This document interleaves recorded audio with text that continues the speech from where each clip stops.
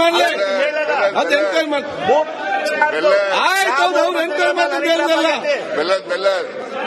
ಬರೀ ನಮ್ಮ ರಾಜ್ಯದವರೇ ಅಲ್ಲ, ಆಯ್ತು ಕೂತ್ಕೊಳ್ಳ. ಬರೀ ನಮ್ಮ ರಾಜ್ಯದವರೇ ಅಲ್ಲ, ರಾಜನ್ ಅವರೇ, ಬರೀ ನಮ್ಮ ರಾಜ್ಯದವರೇ ಅಲ್ಲ, ಕೇಂದ್ರದಲ್ಲಿರ್ತಕ್ಕಂಥ ಎಲ್ಲಾ ಪಕ್ಷದ ಮುಖಂಡರು ಇದಾವೆ. ಓಕೆ, ಅದಕ್ಕೆ ತನಿಖೆ ಆಗಲಿ ಅಂತ ಹೇಳೋದು ನಾನು. ಈಗ ಗ್ರಾಸ ಸಚಿವ ಸ್ಟೇಟ್ಮೆಂಟ್ ಕೊಡ್ತಾರೆ, ಮತ್ತೆ ಚರ್ಚೆ ಅಂತ ಬೇಡ, ಮತ್ತೆ ಬಜೆಟ್ ಸಮಯ ಮಾತಾಡಿ. ಆಯ್ತಾಯ್ತು. ಮಾನ್ಯ ಅಧ್ಯಕ್ಷರೇ, ಬಸವರಾಜ್ ಯತ್ನಾಳ್ರವರು ಬಹಳ ಗಂಭೀರವಾದಂಥ ಪ್ರಶ್ನೆಯನ್ನ ಎತ್ತಿದ್ದಾರೆ. ಮಾನ್ಯ ಸುನಿಲ್ ಕುಮಾರ್ ಅವರು ಮತ್ತು ಮುನಿರತ್ನ ಅವರು ಕೂಡ ಬಹಳ ಆವೇಶಭರಿತವಾಗಿ ಮುನಿರತ್ನ ಅವರು ಮಾತನಾಡಿದ್ದಾರೆ. ಇದು ಬಹುಶಃ ಈ ಸದನದ ಪ್ರತಿಯೊಬ್ಬ ಸದಸ್ಯನ ಪ್ರಶ್ನೆ. ಒಬ್ಬರಿಗಾಯ್ತು ಇಬ್ಬರಿಗಾಯ್ತು ಅನ್ನೋದು ಬರೋದಕ್ಕಿಂತ ಹೆಚ್ಚಾಗಿ ಇದಕ್ಕೆ ಒಂದು ಫುಲ್ ಸ್ಟಾಪ್ ಹಾಕಬೇಕು. ಯಾಕೆಂದ್ರೆ ಕರ್ನಾಟಕದ ವಿಧಾನ ಮಂಡಳ ಏನಿದೆ, ಇಡೀ ದೇಶದಲ್ಲಿ ಬಹಳ ಗೌರವವನ್ನು ಸಂಪಾದನೆ ಮಾಡಿರ್ತಕ್ಕಂಥದ್ದು. ಈ ಸದನದ ಸದಸ್ಯರು ಬಹಳ, ನಮ್ಮ ತಂದೆಯವರು ಕೂಡ 52ರಲ್ಲಿ ಮೇಲ್ಮನೆಯ ಸದಸ್ಯರಾಗಿದ್ದರು. ಬಹಳ ದೊಡ್ಡ ದೊಡ್ಡ ವ್ಯಕ್ತಿಗಳು ಈ ಸದನದಲ್ಲಿ ಸದಸ್ಯರಾಗಿ ಅವರ ಕುರುಹುಗಳನ್ನು ಈ ರಾಜ್ಯದಲ್ಲಿ ಬಿಟ್ಟೋಗಿದ್ದಾರೆ, ಅವರ ಆದರ್ಶಗಳನ್ನು ಬಿಟ್ಟೋಗಿದ್ದಾರೆ. ಅಂತ ಸಂದರ್ಭದಲ್ಲಿ ಈ ಸದನದ ಗೌರವವನ್ನು ಕಾಪಾಡಬೇಕಾದ್ರೆ, ಸದನದ ಮರ್ಯಾದೆಯನ್ನು ಕಾಪಾಡಬೇಕಾದ್ರೆ, ಸದಸ್ಯರ ಮರ್ಯಾದೆಯನ್ನು ಕಾಪಾಡಬೇಕಾದ್ರೆ ಬಹುಶಃ ಇದಕ್ಕೆಲ್ಲೋ ಒಂದು ಕಡೆ ಇತಿಶ್ರೀ ಆಗಬೇಕು.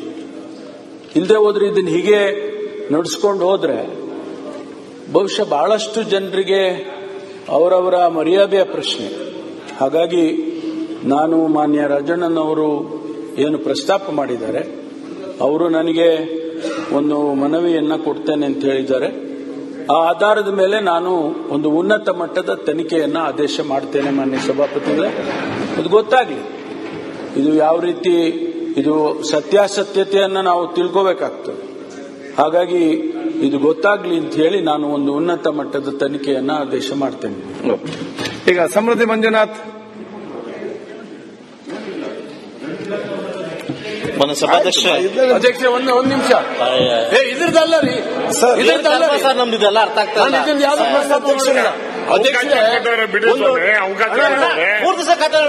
ನಂದಾಗಿದೆ.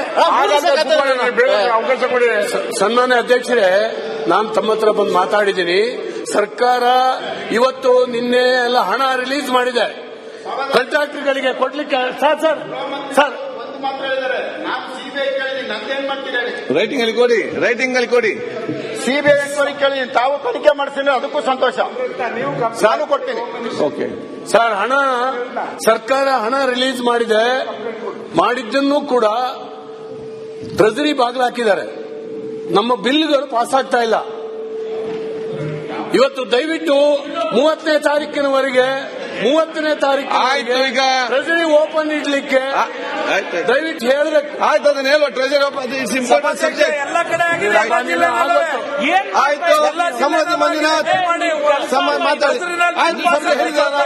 ದಯವಿಟ್ಟು ಸರ್ಕಾರ ಗಮನಿಸಬೇಕು. ಬಜೆಟ್ ಬಗ್ಗೆ ಮಾತಾಡಲಿ. ಅಲ್ಲ ರೀ, 30ನೇ ತಾರೀಕು ಟ್ರೆಜರಿ ಕ್ಲೋಸ್ ಆಗಬೇಕು. ಆಯ್ತಲ್ಲಿ ಫೈನಾನ್ಸ್ ಹೇಳಿದ್ರೆ ಆಯ್ತಲ್ಲ. ಬಿಲ್ ಪಾಸ್ ಮಾಡ್ತಾ ಇಲ್ಲ. ಜಾನಂದ್ರ ಅವರೇ, ಮುಖ್ಯಮಂತ್ರಿ ಪಕ್ಕ ಚೇಂಬರ್ ಇದ್ದಾರೆ, ಫೈನಾನ್ಸ್ ಸೆಕ್ರೆಟರಿ, ಅಲ್ಲಿ ಒಂದು ಹೇಳಿ ಮುಗೀತಲ್ಲ, ಇಲ್ಲಿ ಯಾಕೆ ಅದನ್ನು ಹೇಳ್ಬೇಕು? ಸಂಪದ ಮಂಜುನಾಥ್. ಸಭಾಧ್ಯಕ್ಷ, ಬಜೆಟ್ ಮೇಲೆ ಮಾತಾಡ್ಲಿಕ್ಕೆ ಅವಕಾಶ. ಅಶೋಕಣ್ಣ, ಜಾಸ್ತಿ ಟೈಮ್ ತಗೊಳಲ್ಲ, ನಾನೇನು ಜಾಸ್ತಿ ಟೈಮ್ ತಗೊಳಲ್ಲ. ಇದೇ ಮೈತ್ರಿ ಅವ್ರು ಸ್ಟೇಟ್ಮೆಂಟ್ ಮಾಡಲಿ, ಅದು ಎನ್ಕ್ವೈರಿ ಮಾಡಿ. ಆಯ್ತು, ಅವ್ರು ಎನ್ಕ್ವೈರಿ ಮಾಡ್ತಾರೆ ಹೇಳಿದಲ್ಲ. ಬರೀ ನಮ್ಮ ರಾಜ್ಯದವರೇ ಅಲ್ಲ, ಆಯ್ತು ಕೂತ್ಕೊಳ್ಳ. ಬರೀ ನಮ್ಮ ರಾಜ್ಯದವರೇ ಅಲ್ಲ, ರಾಜನ್ ಅವರೇ, ಬರೀ ನಮ್ಮ ರಾಜ್ಯದವರೇ ಅಲ್ಲ, ಕೇಂದ್ರದಲ್ಲಿರ್ತಕ್ಕಂಥ ಎಲ್ಲಾ ಪಕ್ಷದ ಮುಖಂಡರು ಇದಾವೆ. ಓಕೆ, ಅದಕ್ಕೆ ತನಿಖೆ ಆಗಲಿ ಅಂತ ಹೇಳೋದು ನಾನು. ಮಾನೀಗ ಈಗ ಗೃಹ ಸಚಿವ ಸ್ಟೇಟ್ಮೆಂಟ್ ಕೊಡ್ತಾರೆ, ಮತ್ತೆ ಚರ್ಚೆ ಅಂತ ಬೇಡ, ಮತ್ತೆ ಬಜೆಟ್ ಸಮಯ ಮಾತಾಡಿ. ಆಯ್ತಾಯ್ತು. ಮಾನ್ಯ ಅಧ್ಯಕ್ಷರೇ, ಬಸವರಾಜ್ ಯತ್ನಾಳ್ರವರು ಬಹಳ ಗಂಭೀರವಾದಂಥ ಪ್ರಶ್ನೆಯನ್ನ ಎತ್ತಿದ್ದಾರೆ. ಮಾನ್ಯ ಸುನಿಲ್ ಕುಮಾರ್ ರವರು ಮತ್ತು ಮುನಿರತ್ನ ಅವರು ಕೂಡ ಬಹಳ ಆವೇಶಭರಿತವಾಗಿ ಮುನಿರತ್ನ ಅವರು ಮಾತನಾಡಿದ್ದಾರೆ. ಇದು ಬಹುಶಃ ಈ ಸದನದ ಪ್ರತಿಯೊಬ್ಬ ಸದಸ್ಯನ ಪ್ರಶ್ನೆ. ಒಬ್ಬರಿಗಾಯ್ತು ಇಬ್ಬರಿಗಾಯ್ತು ಅನ್ನೋದು ಬರೋದಕ್ಕಿಂತ ಹೆಚ್ಚಾಗಿ ಇದಕ್ಕೆ ಒಂದು ಫುಲ್ ಸ್ಟಾಪ್ ಹಾಕಬೇಕು. ಯಾಕೆಂದ್ರೆ ಕರ್ನಾಟಕದ ವಿಧಾನ ಮಂಡಳ ಏನಿದೆ, ಇಡೀ ದೇಶದಲ್ಲಿ ಬಹಳ ಗೌರವವನ್ನು ಸಂಪಾದನೆ ಮಾಡಿರ್ತಕ್ಕಂಥದ್ದು. ಈ ಸದನದ ಸದಸ್ಯರು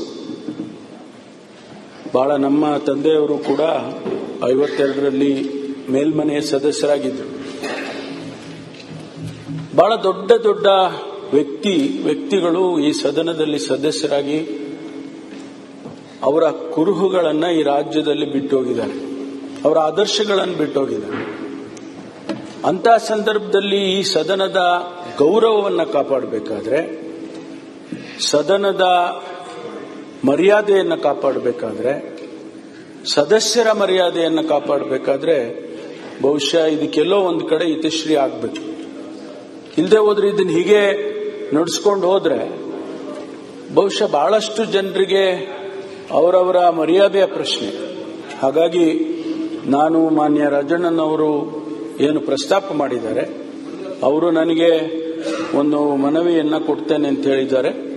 ಆ ಆಧಾರದ ಮೇಲೆ ನಾನು ಒಂದು ಉನ್ನತ ಮಟ್ಟದ ತನಿಖೆಯನ್ನ ಆದೇಶ ಮಾಡ್ತೇನೆ ಮಾನ್ಯ ಸಭಾಪತಿಗಳೇ. ಇದು ಗೊತ್ತಾಗಲಿ, ಇದು ಯಾವ ರೀತಿ, ಇದು ಸತ್ಯಾಸತ್ಯತೆಯನ್ನ ನಾವು ತಿಳ್ಕೋಬೇಕಾಗ್ತದೆ. ಹಾಗಾಗಿ ಇದು ಗೊತ್ತಾಗ್ಲಿ ಅಂತ ಹೇಳಿ ನಾನು ಒಂದು ಉನ್ನತ ಮಟ್ಟದ ತನಿಖೆಯನ್ನ ಆದೇಶ ಮಾಡ್ತೇನೆ. ಈಗ ಸಮೃದ್ಧಿ ಮಂಜುನಾಥ್. ಮನೆ ಸಭಾಧ್ಯಕ್ಷ ಅಧ್ಯಕ್ಷ ಒಂದು ನಿಮಿಷ. ಇದ್ರದ್ದಲ್ಲ ರೀ ಸರ್, ನಮ್ದು ಇದೆಲ್ಲ ಅರ್ಥ ಆಗ್ತಾ ಇಲ್ಲ. ನಂದಾಗಿದೆ. ಸನ್ಮಾನ್ಯ ಅಧ್ಯಕ್ಷರೇ, ನಾನು ತಮ್ಮ ಹತ್ರ ಬಂದು ಮಾತಾಡಿದ್ದೀನಿ. ಸರ್ಕಾರ ಇವತ್ತು ನಿನ್ನೆ ಎಲ್ಲ ಹಣ ರಿಲೀಸ್ ಮಾಡಿದೆ ಕಾಂಟ್ರಾಕ್ಟರ್ಗಳಿಗೆ ಕೊಡ್ಲಿಕ್ಕೆ. ಸರ್ ರೈಟಿಂಗ್ ಅಲ್ಲಿ ಕೊಡಿ. ಸಿಬಿಐ ಎನ್ಕ್ವೈರಿ ಕೇಳಿ, ತಾವು ತನಿಖೆ ಮಾಡಿಸಿದ್ರೆ ಅದಕ್ಕೂ ಸಂತೋಷ, ನಾನು ಕೊಡ್ತೀನಿ. ಓಕೆ ಸರ್, ಸರ್ಕಾರ ಹಣ ರಿಲೀಸ್ ಮಾಡಿದ್ದನ್ನು ಕೂಡ ಟ್ರೆಜರಿ ಬಾಗಿಲು ಹಾಕಿದ್ದಾರೆ. ನಮ್ಮ ಬಿಲ್ಗಳು ಪಾಸ್ ಆಗ್ತಾ ಇಲ್ಲ. ಇವತ್ತು ದಯವಿಟ್ಟು 30ನೇ ತಾರೀಕಿನವರೆಗೆ ಈಗ ಟ್ರೆಜರಿ ಓಪನ್ ಇಡ್ಲಿಕ್ಕೆ ದಯವಿಟ್ಟು ಹೇಳಬೇಕು. ಆಯ್ತು, ಅದನ್ನ ಹೇಳುವ. ಟ್ರೆಜರಿ ಓಪನ್ ಸಬ್ಜೆಕ್ಟ್ ಎಲ್ಲ ಕಡೆ ಆಗಿದೆ. ಆಯ್ತು. ಸಮೃದ್ಧಿ ಮಂಜುನಾಥ್ ಮಾತಾಡಿ. ದಯವಿಟ್ಟು ಸರ್ಕಾರ ಗಮನಿಸಬೇಕು. ಬಜೆಟ್ ಬಗ್ಗೆ ಮಾತಾಡಲಿ. ಅಲ್ಲರಿ, ಆಯ್ತು ಮಂಜುನಾಥ್, 30ನೇ ತಾರೀಕು ಟ್ರೆಜರಿ ಕ್ಲೋಸ್ ಆಗಬೇಕು. ಫೈನಾನ್ಸ್ ಹೇಳಿದ್ರೆ ಆಯ್ತಲ್ಲ. ಬಿಲ್ ಪಾಸ್ ಮಾಡ್ತಾ ಇಲ್ಲ. ಜಾನೇಂದ್ರ ಅವರೇ, ಮುಖ್ಯಮಂತ್ರಿ ಪಕ್ಕ ಚೇಂಬರ್ ಇದ್ದಾರೆ, ಫೈನಾನ್ಸ್ ಸೆಕ್ರೆಟರಿ, ಅಲ್ಲಿ ಒಂದು ಹೇಳಿ ಮುಗೀತಲ್ಲ, ಇಲ್ಲಿ ಯಾಕೆ ಅದನ್ನು ಹೇಳ್ಬೇಕು? ಸಮೃದ್ಧಿ ಮಂಜುನಾಥ್. ಸಭಾಧ್ಯಕ್ಷ, ಬಜೆಟ್ ಮೇಲೆ ಮಾತಾಡ್ಲಿಕ್ಕೆ ಅವಕಾಶ. ಅಶೋಕಣ್ಣ, ಜಾಸ್ತಿ ಟೈಮ್ ತಗೊಳಲ್ಲ, ನಾನೇನು ಜಾಸ್ತಿ ಟೈಮ್ ತಗೊಳಲ್ಲ. ಇದೇ